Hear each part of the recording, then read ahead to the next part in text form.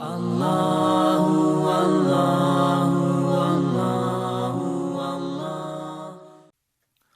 فرقان کی آیت نمبر 10، سورہ فرقان کا دوسرا رکوع اور 18ویں پارے کا 17واں اور آخری رکوع۔ اللہ رب العالمین نے ارشاد فرمایا، تبارک الذی ان شاء، بڑی برکت والا ہے وہ کہ اگر چاہے، جعل لک خیرا من ذالک، تو آپ کے لیے بہت بہتر اس سے کر دے، یعنی جلد آپ کو اس خزانے اور باغ سے بہتر عطا فرما دے جو یہ کافر کہتے ہیں۔ جنات، جنتیں، باغات، تجری من تحتها الانہار، جن کے نیچے نہریں بہیں، جن کے نیچے نہریں رواں دواں ہیں۔ وَيَجْعَلْ لَكَ قُصُورًا، اور کر دے آپ کے لیے اونچے اونچے محل۔ جو کافر خزانے کی بات کرتے ہیں، باغات کی بات کرتے ہیں، اللہ تعالی چاہے آپ کو یہ ساری چیزیں عطا فرما دے ظاہراً۔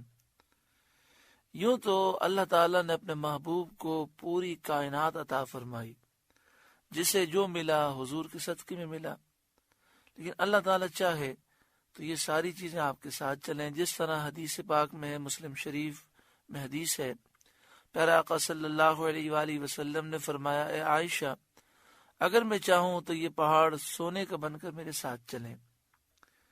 بل کذبوا بالساعۃ، بلکہ یہ تو قیامت کو جھٹلاتے ہیں، یعنی یہ صرف ضد کی وجہ سے ایسی باتیں کہتے ہیں، ان کے دل سمجھتے ہیں کہ آپ اللہ کے سچے نبی ہیں۔ وَأَعْتَدْنَا لِمَنْ كَذَّبَ بِالسَّاعَةِ سَعِيرًا، اور جو قیامت کو جھٹلائے ہم نے اس کے لیے تیار کر رکھی ہے بھڑکتی ہوئی آگ۔ اذا رأتهم من مکان بعید، جب وہ آگ انہیں دور جگہ سے دیکھے گی، ایک سال کی راہ سے، یعنی کوئی گھوڑا 1 سال تک دوڑتا رہے تو جو فاصلہ طے کرے گا اتنے فاصلے سے جہنم کی آگ مجرموں کو دیکھے گی۔ بعض نے کہا کہ 100 سال کی راہ سے، دونوں اقوال ہیں۔ اب سوال یہ ہے کہ آگ کیسے دیکھے گی؟ تو آگ کا دیکھنا کچھ بعید نہیں، اللہ تعالیٰ ہر چاہت پر قادر ہے۔ اللہ چاہے تو جہنم کی آگ کو حیات دے، عقل دے، دیکھنا عطا فرمائے، رویت عطا فرمائے۔ اذا رأتهم من مکان بعید، جب وہ انہیں دور جگہ سے دیکھے گی، سمعوا لها تغیظا وزفیرا، تو سنیں گے وہ لوگ جہنم کا جوش مارنا اور چنگارنا۔ وَإِذَا أُلْقُوا مِنْهَا مَكَانًا ضَيِّقًا، جب اس کی کسی تنگ جگہ میں ڈالے جائیں گے جو نہایت کرب اور بے چینی پیدا کرنے والی جگہ ہوگی۔ وَإِذَا أُلْقُوا مِنْهَا مَكَانًا ضَيِّقًا، جب اس کی جہنم کی کسی تنگ جگہ میں ڈالے جائیں گے، پھینکے جائیں گے، مقرنین، زنجیروں میں جکڑے ہوئے، اس طرح کہ ان کے ہاتھ گردنوں سے ملا کر باندھ دیے گئے ہوں گے، یا اس طرح کہ ہر کافر اپنے اپنے شیطان کے ساتھ زنجیروں میں جکڑا ہوا ہو، تو اس حالت میں یہ زنجیروں میں جکڑے ہوئے ہوں گے۔ دعوا ہنالک ثبورا، تو وہاں موت مانگیں گے، اور وا ثبورا کا شور مچائیں گے، جس کا مطلب یہ ہے، ہائے اے موت آجا۔ حدیث شریف میں ہے کہ پہلے جس شخص کو آگ کا لباس پہنایا جائے گا وہ ابلیس لعین ہے، اس کی ذریت اس کے پیچھے ہوگی، اور یہ سب موت موت پکارتے ہوں گے۔ ان سے فرمایا جائے گا لا تدعوا اليوم ثبورا واحدا، آج ایک موت نہ مانگو، وادعوا ثبورا کثیرا، اور بہت سی موتیں مانگو، کیونکہ تم طرح طرح کے عذابوں میں مبتلا کیے جاؤ گے۔ قل، اے محبوب آپ فرمائیے، اذالک خیر، کیا یہ بھلا ہے، یہ اچھا ہے؟ یعنی یہ عذاب اور جہنم کے احوال جن کا ذکر کیا گیا، کیا یہ اچھا ہے؟ اس میں جانے کی کوشش کرنی چاہیے۔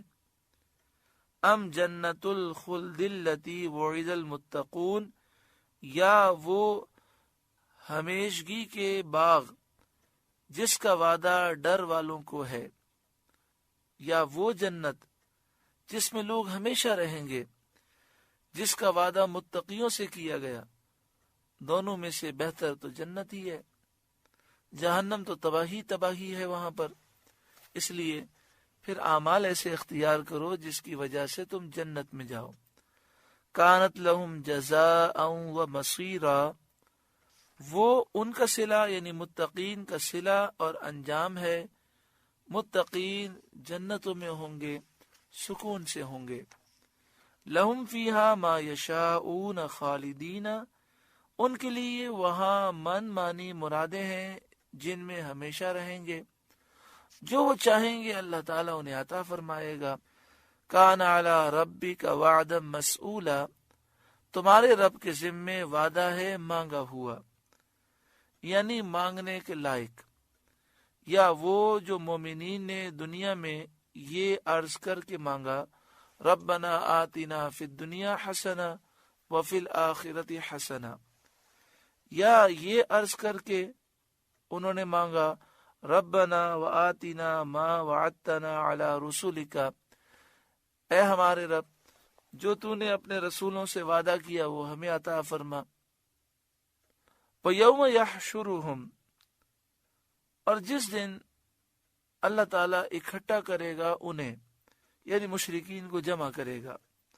وَمَا يَعْبُدُونَ مِن دُونِ اللَّهِ، اور جن کو اللہ کے سوا پوجتے ہیں اللہ انہیں بھی جمع فرمائے گا، یعنی مشرکین کے جو باطل معبود ہیں انہیں اللہ جمع فرمائے گا، چاہے وہ معبود ذوی العقول ہوں یا غیر ذوی العقول ہوں۔ یہ بھی فرمایا گیا کہ یہاں معبودوں سے بت مراد ہیں، لیکن سوال ہی پیدا ہوتا ہے کہ اگلی آیت میں ہے کہ وہ بت جواب دیں گے، تو اس کا جواب یہ دیا گیا کہ اللہ تعالیٰ ان بتوں کو بولنے کی قوت دے گا۔ فَيَقُولُ، پھر ان معبودوں سے اللہ فرمائے گا، اَأَنْتُمْ أَضْلَلْتُمْ عِبَادِي هَؤُلَاءِ، کیا تم نے میرے یہ بندے گمراہ کر دیے؟ ام ہم ضلوا السبیل، یا یہ خود ہی راہ بھولے، کیا یہ خود ہی راہ سے بھٹک گئے؟ اللہ تعالیٰ حال کی حقیقت کو جاننے والا ہے، اللہ تعالیٰ حقیقت حال کا جاننے والا ہے، اس سے کچھ بھی مخفی نہیں، کچھ بھی پوشیدہ نہیں۔ یہ سوال مشرکین کو ذلیل کرنے کے لیے ہے کہ ان کے معبود انہیں جھٹلائیں تو ان کی حسرت و ذلت اور زیادہ ہو۔ انہیں سوال اس لیے کیا جائے گا تاکہ مشرکین ذلیل ہوں، جب ان کے معبود انہیں جھٹلائیں گے تو انہیں بڑی حسرت ہوگی، بہت زیادہ ذلت ہوگی۔ قالو، وہ عرض کریں گے، سبحانک، پاکی ہے تجھ کو اس سے کہ کوئی تیرا شریک ہو۔ سبحانک، اے مالک تجھے پاکی ہے، تیرا کوئی شریک نہیں، تیرے سوا کوئی خدا نہیں۔ ما کان ینبغی لنا ان نتخذ من دونک من اولیاء، ہمیں سزاوار نہ تھا کہ تیرے سوا کسی اور کو مولا بنائیں، ہمارے لیے یہ بالکل جائز نہ تھا، یہ ممکن ہی نہ تھا کہ ہم تیرے سوا کسی اور کو خدا سمجھیں، تو ہم دوسرے کو کیا تیرے غیر کے معبود بنانے کا حکم دے سکتے تھے؟ ہم تیرے بندے ہیں، یعنی وہ کہیں گے مالک و مولا ہم تجھے خدا سمجھتے ہیں، اور ہم تیرے سوا کسی کو خدا کہیں یہ ہمارے لیے ممکن ہی نہیں. تو جب ہم تیرے بندے ہیں تو ہم کسی کو کیوں کہیں گے؟ اور کیسے ممکن ہے کہ ہم کہیں کہ اے لوگوں ہمیں خدا سمجھو. وَلَٰكِن مَتَّعْتَهُمْ وَآبَاءَهُمْ حَتَّىٰ نَسُوا الذِّكْرَ، لیکن تو نے انہیں اور ان کے باپ داداؤں کو برتنے دیا یہاں تک کہ وہ تیری یاد بھول گئے.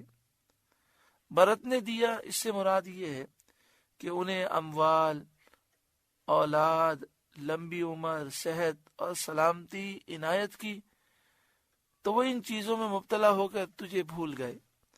وَكَانُوا قَوْمًا بُورًا، اور یہ لوگ تھے ہی ہلاک ہونے والے، یہ شقی بدبخت تھے. اس کے بعد کفار سے فرمایا جائے گا فَقَدْ كَذَّبُوكُمْ بِمَا تَقُولُونَ، تو اب تمہارے معبودوں نے تمہاری بات جھٹلا دی. فَمَا تَسْتَطِيعُونَ صَرْفًا وَلَا نَصْرًا، تو اب تم نہ عذاب پھیر سکو نہ اپنی مدد کر سکو، یعنی اب تم نہ عذاب کو ٹال سکو گے نہ اپنی مدد کر سکو گے. وَمَن يَظْلِم مِّنكُمْ نُذِقْهُ عَذَابًا كَبِيرًا، اور تم میں جو ظالم ہے ہم اسے بڑا عذاب چکھائیں گے. وَمَا أَرْسَلْنَا قَبْلَكَ مِنَ الْمُرْسَلِينَ إِلَّا إِنَّهُمْ لَيَأْكُلُونَ الطَّعَامَ، اور ہم نے آپ سے پہلے جتنے رسول بھیجے سب ایسے ہی تھے، کھانا کھاتے. وَيَمْشُونَ فِي الْأَسْوَاقِ، اور بازاروں میں چلتے. یہ کفار کے اس طعن کا جواب ہے، اس اعتراض کا جواب ہے جو انہوں نے سید عالم صلی اللہ علیہ وآلہ وسلم پر کیا تھا کہ وہ بازاروں میں چلتے ہیں، کھانا کھاتے ہیں. یہاں بتایا گیا کہ یہ امور منافی نبوت نہیں، یہ کام نبوت کے خلاف نہیں، بلکہ یہ تمام انبیاء کی عادت مستمرہ تھی. تمام انبیاء بازاروں میں بھی چلے ہیں، کاروبار بھی کیا ہے، انہوں نے کھانا بھی کھایا ہے. لہذا یہ طعن محض جہل اور عناد ہے. یہ اعتراض صرف جہالت کی وجہ سے ہے اور بغض و عناد کی وجہ سے ہے. وَجَعَلْنَا بَعْدَكُمْ لِبَعْدٍ فِتْنَةً، اور ہم نے تم میں ایک کو دوسرے کی جانچ کیا ہے، ایک کو دوسرے کے لیے امتحان بنایا ہے. اس آیت کریمہ کا شان نزول یہ ہے، شرفا جب اسلام لانے کا قصد کرتے تھے، شرفا سے مراد سردار، مالدار لوگ مراد ہیں کہ جنہیں اس وقت معاشرے میں عزت حاصل تھی. جب وہ یہ خیال کرتے کہ اسلام سچا مذہب ہے، ہم اسلام لے آئیں، تو غربا کو دیکھ کر یہ خیال کرتے کہ یہ ہم سے پہلے اسلام لا چکے، ان کو ہم پر ایک فضیلت رہے گی. اس خیال سے وہ اسلام سے باز رہتے اور شرفا کے لیے غربا آزمائش بن جاتے. یعنی وہ خیال کرتے کہ اب ہم اسلام لائیں گے تو یہ پہلے اسلام لا چکے ہیں، تو یہ ہمارے سردار ہوں گے اور ہم ان کے ماتحت ہو جائیں گے، اس لیے وہ اسلام نہیں لاتے تھے. یہ آیت ابو جہل اور ولید بن عقبہ اور عاص بن وائل، سہمی اور نضر بن حارث کے لیے نازل ہوئی. ان لوگوں نے حضرت ابو ذر، حضرت عبداللہ بن مسعود، حضرت عمار بن یاسر، حضرت بلال، حضرت صہیب، حضرت عامر بن فہیرہ رضی اللہ تعالی عنہم اجمعین کو دیکھا کہ پہلے سے اسلام لائے ہیں. تو غرور سے ان لوگوں نے کہا کہ ہم بھی اسلام لے آئیں تو انہی جیسے ہو جائیں گے، تو ہم میں اور ان میں فرق کیا رہ جائے گا. یہ دوسرا قول ہے.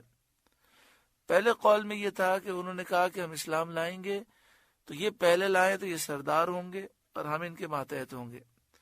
دوسرا قول یہ کہ انہوں نے یہ خیال کیا کہ یہ غریب مسلمان ہیں، ہم بھی مسلمان ہو جائیں گے تو اسلام میں سب کے ساتھ برابر سلوک کیا جاتا ہے، غریب اور امیر کا فرق نہیں رکھا جاتا، تو ہم ان کے برابر ہو جائیں گے، تو ان میں اور ہم میں کیا فرق رہ جائے گا.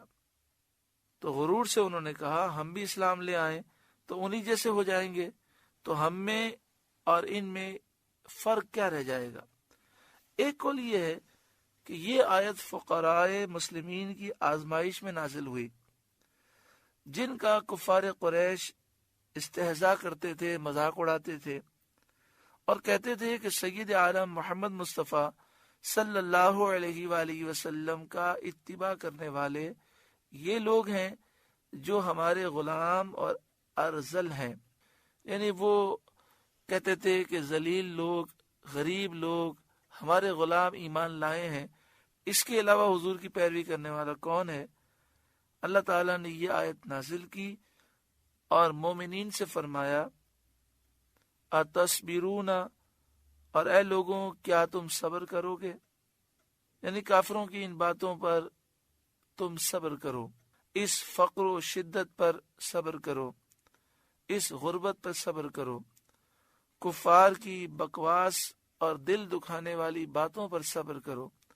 وَكَانَ رَبُّكَ بَصِيرًا، اور اے محبوب آپ کا رب دیکھتا ہے، وہ دیکھنے والا ہے، اس کو دیکھتا ہے جو صبر کرے اور اس کو جو بے صبری کرے۔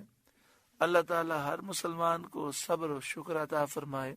اللہ اللہ اللہ